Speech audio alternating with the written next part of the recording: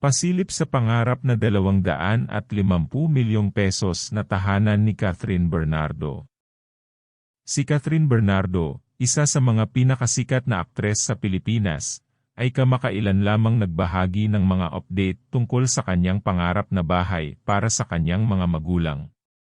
Sa kasalukuyan, ang konstruksyon ng bahay ay nasa proseso ng pagpapatayo sa Antipolo, Rizal.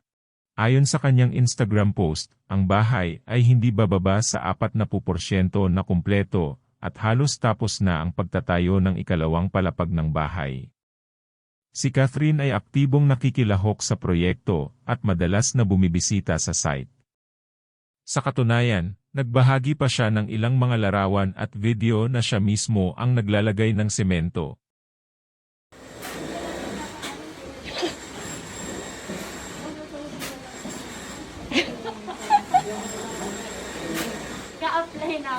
Inaasahan na maluwag at magarbo ang bahay, na perpekto para sa mga magulang ni Catherine na sumusuporta sa kanya sa buong kanyang karera.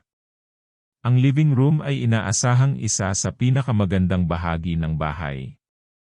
Magkakaroon ito ng mataas na kisami na may mga detalyadong disenyo at isang malaking chandelier na magiging sentro nito.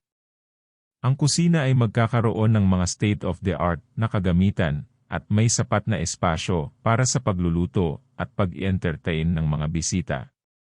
Ang kwarto ni Catherine ay matatagpuan sa ikalawang palapag at may sariling balkonahe na may nakamamanghang tanawin ng paligid ng mga bundok.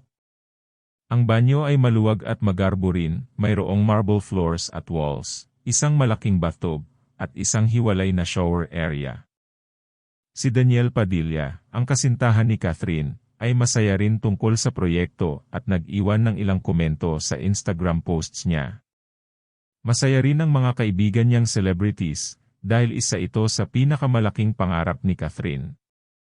Ilan dito ay sina Axel Torres, Ria Ataide, Dominic Cojuangco, Lovely Abela, at Melay Francisco. Hindi namin mapigilang ma-excite para makita ang finished product. Manatili lang para sa karagdagang update tungkol kay Catherine Bernardo's dream home.